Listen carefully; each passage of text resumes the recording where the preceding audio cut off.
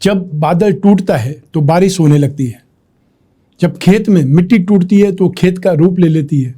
जब कोई नया बीज टूटता है तो एक पौधे का जन्म होता है। इसलिए जीवन में जब भी टूटने लगो तो समझ जाना भगवान आपको तोड़ करके कुछ उपयोगी और बेहतर बना रहा है।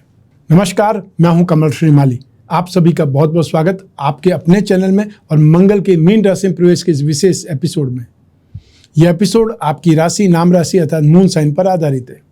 ज्योतिष शास्त्र के अनुसार मंगल ग्रह को साहस, पराक्रम और ऊर्जा का कारक माना जाता है। व्यक्ति की कुंडली में मंगल ग्रह की मजबूत स्थिति विशेष रूप से दृढ़ इच्छा शक्ति और साहस को दर्शाती है, डेयरिंग और हाई एम्बिशियस को दर्शाती है। वैदिक ज्योतिष के अनुसार मंगल ग्रह मेष और वृश्चिक राशि के स्वामी कहलाते हैं और किसी भी ग्रह का एक राशि से दूसरी राशि में प्रवेश करना ही गोचर कहलाता है। तो इस बार मंगल 23 अप्रैल 2024 से 1 जून 2024 तक मीन राशि में भ्रमण करते हुए अपना प्रभाव देंगे। मंगल के प्रभाव के बारे में बात करें तो शास्त्रों में मंगल को शक्तिशाली ग्रह कहा जाता है। ये स्वभाव से बेहद उग्र होते हैं। साहस, आत्मविश्वास, ऊर्जा या क्रोध, अहंकार और युद्ध के कारक माने जाते हैं। मंगल का सीधा प्रभाव मनुष्य के स्वभाव और आत्मविश्वास पर पड़ता है। मंगल के शुभ प्रभाव से साहस, वीरता और आत्मविश्वास समेत विभिन्न गुणों में वृद्धि होती है। लेकिन मंगल की अशुभ स्थिति से व्यक्ति की क्षमता और उसका आत्मविश्वास कमजोर हो जाता है। आपकी कुंडली पर पड़ने वाले मंगल के हानिकारक प्रभाव से आपको खून से संबंधित बीमारियां हो सकती है या ब्लड इन्फेक्शन संबंधित, चेस्ट से संबंधित कोई न कोई प्रॉब्लम आपको परेशान कर सकती है। मंगल ग्रह के मांगलिक दोष से मनुष्य जीवन का दाम्पत्य जीवन प्रभावित होता है। यही मंगल दोष जातक के विवाह में देरी के साथ साथ अन्य प्रकार की विवाह संबंधी रुकावटों का मुख्य कारण बनता है। ज्योतिष विशेषज्ञों की माने तो जिस भी जातक की कुंडली में मंगल ग्रह 1st, 4th, 7th, 8th और 12th हाउस में बैठे हों तो यह स्थिति सीधा सीधा आपकी कुंडली में मांगलिक योग का निर्माण करती है, मंगली कुंडली का निर्माण करती है, जिसके प्रभाव से बचने या उन्हें कम करने के लिए आपको मंगल दोष के उपाय करने की सलाह दी जाती है, जो मैं आपको इस एपिसोड के अंत में बतलाऊंगा। तो आइए अब बात करते हैं मंगल के साथ में युति या दृष्टि संबंध करने वाले ग्रहों के प्रभाव की। क्योंकि कुंडली में बनने वाले हर योग का कोई न कोई प्रभाव हमारे जीवन पर जरूर पड़ता है। ग्रहों की चाल ही हमें अच्छा या बुरा करने के लिए प्रेरित करती है। मंगल के मीन राशि में प्रवेश करने से शुक्र, बुध और राहु के साथ में युति हो जाएगी और केतु की दृष्टि में आ जाएंगे। इसका क्या परिणाम होगा, सबसे पहले तो यही जान लेते हैं। मंगल शुक्र की युति, यदि जन्म कुंडली या गोचर कुंडली में मंगल और शुक्र की युति हो जाए तो व्यक्ति का झुकाव अपोजिट सेक्स की ओर या ये बोल सकते विपरीत लिंग के प्रति, अपोजिट जेंडर के प्रति होने लगता है। यदि मंगल शुक्र की युति आपकी राशि से अशुभ भाव में बन रही है तो यह आपकी लव लाइफ या दाम्पत्य जीवन में कष्ट का कारण बन सकती है। इसका आपको ध्यान रखना पड़ेगा। मंगल और बुध की युति, मंगल और बुध की युति व्यापार या नौकरी दोनों ही मामलों में भाई की भूमिका को फायदेमंद बना देता है। लेकिन ऐसे समय में स्टूडेंट यदि आप हैं तो आपको एजुकेशन में कठिनाई आ सकती है या फिर स्टडी में ब्रेक लग सकता है। इस गोचर में आप बिना किसी विशेष कारण के अपने परिवारजनों के साथ में झगड़ा कर बैठेंगे और हर किसी की गलती ढूंढने का प्रयास करेंगे। कई बार लोग परिवार से दूर भी हो जाते हैं। जीवन साथी से निरंतर झगड़ा होता रहेगा, वैर विरोध होता रहेगा। व्यापारी है तो इस समय धन प्राप्ति की संभावना तो प्रबल है और यदि आप पत्रकार हैं तो विशेष सफलता मिलने के योग बनेंगे। मंगल और राहु की युति, तो इस समय काल में आपकी चालाकी और धूर्तता आप में बढ़ जाएगी। जहां मंगल शत्रु, साहस और पराक्रम का कारक है, वहीं राहु चालाकी और धोखा देने का कारक है। इसी कारण व्यक्तित्व में कठोरता, दुस्साहस, अतिक्रोधी, षड्यंत्रकारी के रूप में दिखाई देते हैं। आपकी जन्म कुंडली या आपकी राशि कुंडली के सप्तम भाव में यदि मंगल राहु की युति या दृष्टि संबंध है तो जीवन साथी के साथ में मतभेद होगा ही। ऐसे में गुस्सा बहुत आएगा और बिना समझे, सोचे समझे आप बोल पड़ेंगे। उस पर कंट्रोल करना बहुत ज़्यादा जरूरी है। अब बात करते हैं मंगल पर दृष्टि संबंध की। वो होगा केतु का संबंध। मंगल केतु का दृष्टि संबंध न्याय और धर्म का अधिकारी बनकर के समाज में कार्य करने का प्रयास करते हैं। व्यक्ति अध्यात्म और मोक्ष मार्ग का अनुसरण करने लगता है और ऐसे समय में नर्वस सिस्टम से संबंधित रोग उसे परेशान कर सकते हैं और ऐसे ही समय में व्यक्ति लोगों को उपदेश देना भी पसंद करता है। तो आइए अब बात करें मंगल का हर राशि पर प्रभाव। आरंभ करते हैं मेष राशि से।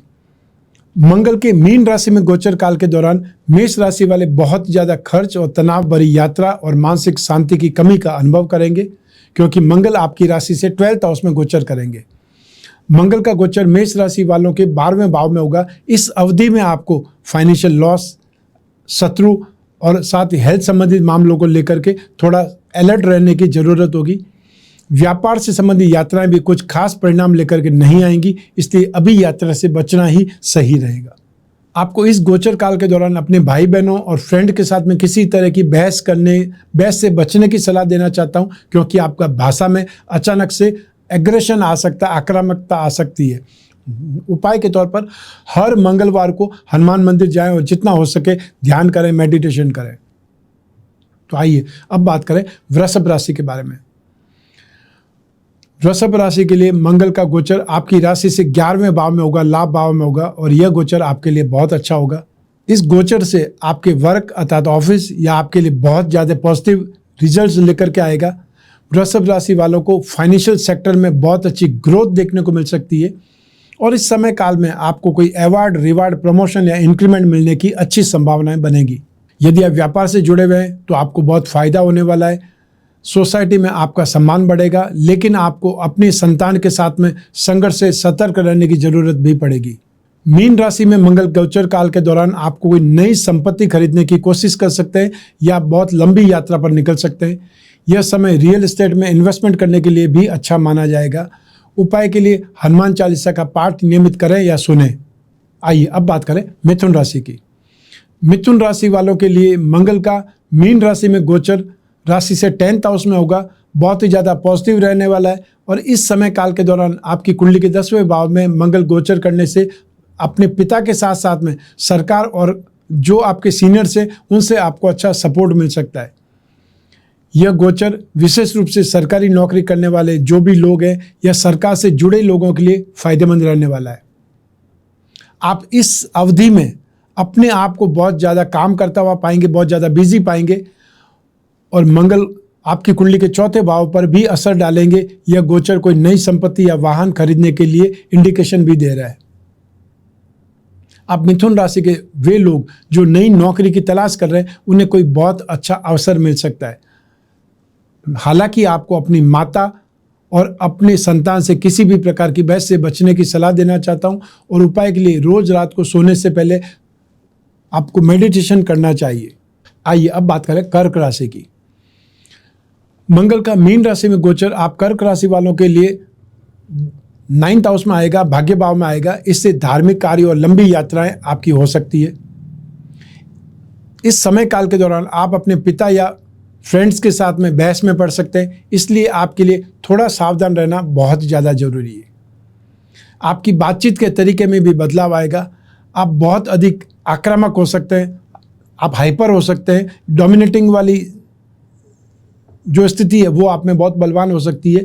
धार्मिक और आध्यात्मिक क्षेत्र से जुड़े लोगों से मिलने की भी संभावनाएं बहुत ज़्यादा होगी, और जो लोग काफ़ी समय से लंबी दूरी की यात्राएं करना चाहते थे उनका इंतजार इस समय काल में समाप्त होने वाला है। उपाय के तौर पर सोमवार या गुरुवार को शिव मंदिर में जाकर के दर्शन जरूर करें, और जो भी आप वहाँ पे दान धर्म कर सकते हैं, श्रम कर सकते हैं, वो करने की कोशिश करें। तो अब बारी है सिंह राशि की। मंगल सिंह राशि वालों के लिए राशि से 8वें भाव में गोचरवश प्रवेश करेंगे।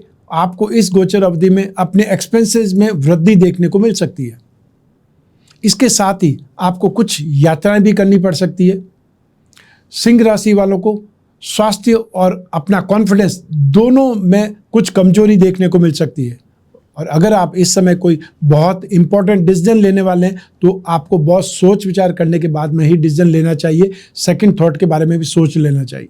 आप फिजिकली और मेंटली स्ट्रेस महसूस करेंगे, इसलिए आपको मेडिटेशन या मंत्र जाप करने की सलाह देना चाहता हूँ। घर का माहौल थोड़ा सा स्ट्रेसफुल हो सकता है और आप भी बिना किसी कारण से थोड़ा परेशान रहने लग सकते हैं। इसके अलावा यह समय संपत्ति खरीद के लिए या परचेजिंग के लिए अच्छा नहीं है। आपकी बातचीत की शैली आक्रामक हो सकती है, इसलिए आपको अभी किसी भी तरह की बहस में पड़ने से बचने की जरूरत है। उपाय के तौर पर जरूरतमंद लोगों को भोजन कराएं और हनुमान अष्टक का पाठ करें या हनुमान अष्टक सुने। तो आइए अब बात करें कन्या राशि की। यह गोचर आप कन्या राशि वालों की कुंडली के राशि से 7वें भाव में प्रवेश करेंगे।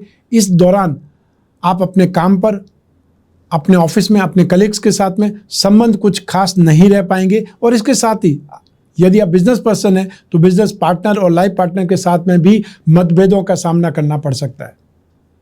ऐसी आशंका है कि आप जिन लोगों से रोज मिलते हैं उनके साथ में आपके विचार मेल न खाएं। तो आप कन्या राशि वाले जो लोग नौकरी के क्षेत्र में, उन्हें प्रमोशन या नए अवसरों के लिए थोड़ा इंतजार करना पड़ेगा।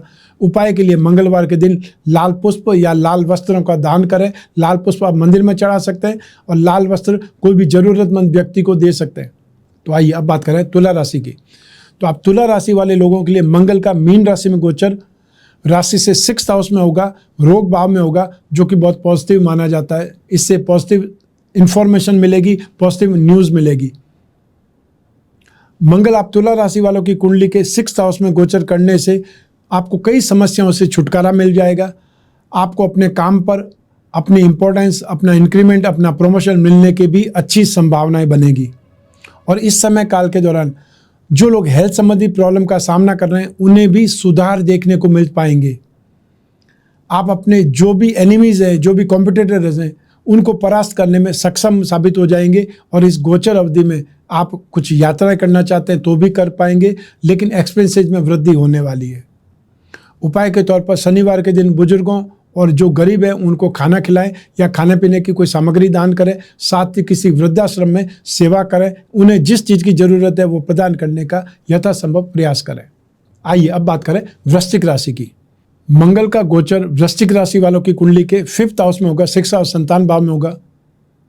और इस गोचर काल के दौरान आपको अपनी प्रगति की गति कुछ स्लो लग सकती है। आपको लग सकता है ये आपके प्रोफेशनल लाइफ या आपके कैरियर में कुछ खास नहीं चल रहा है। आप अपने जीवन को लेकर के संतुष्टि का अनुभव नहीं कर पाएंगे। हालांकि अगर आप थोड़े समय तक धैर्य रखेंगे तो आपको कुछ पॉजिटिव रिजल्ट्स देखने को मिल सकते हैं। उपाय के तौर पर हनुमान चालीसा का पाठ करें या सुनें। तो आइए अब बात करें धनु राशि की।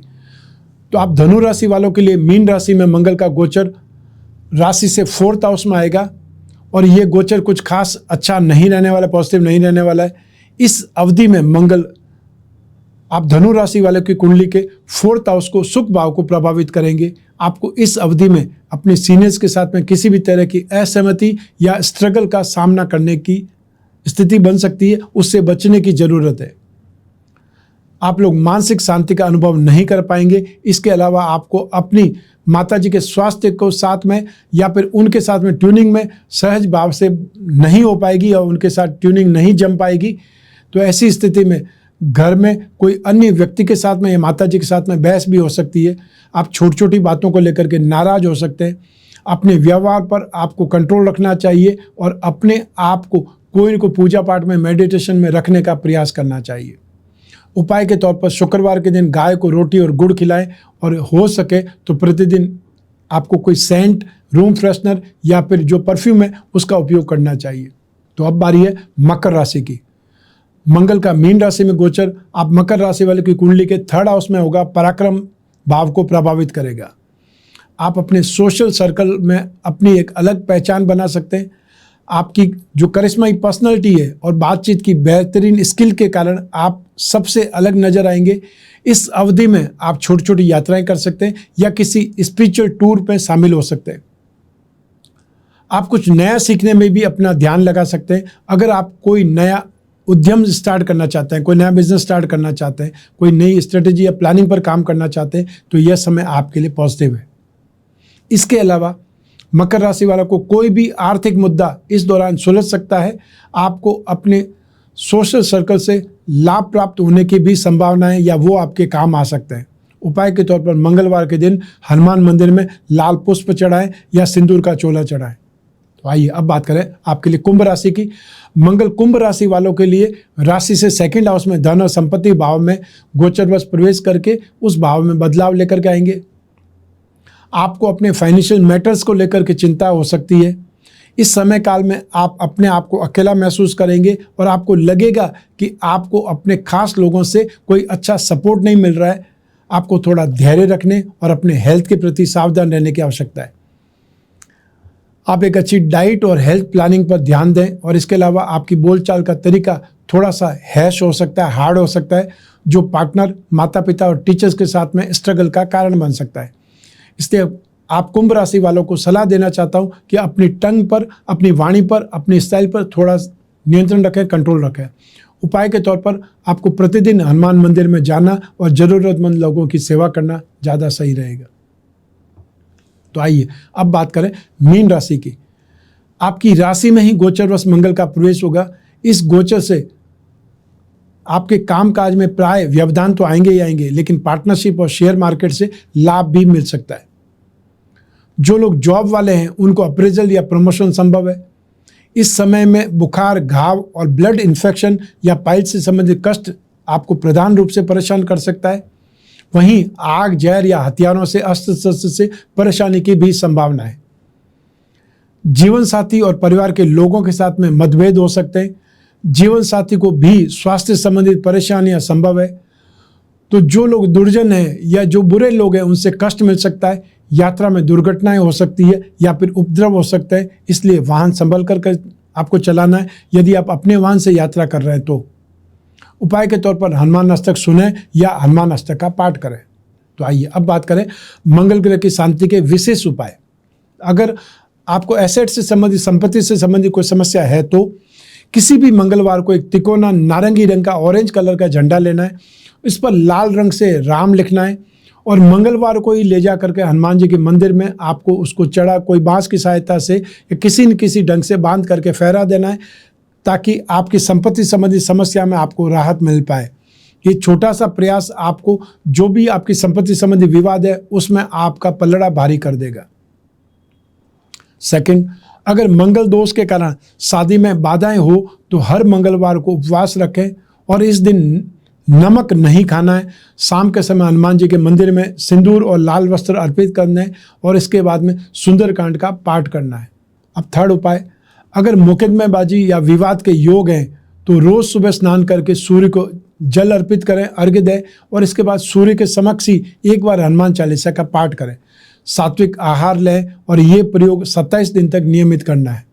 मंगल यदि आपकी कुंडली में अशुभ है या गोचरवश अशुभ है तो ये आपकी जीवन में उथल पुथल मचा सकते हैं, इसलिए ये जानना बेहद जरूरी है कि मंगल कब अशुभ फल देता है, और यही आपको इस गोचर फल में मैंने बताया।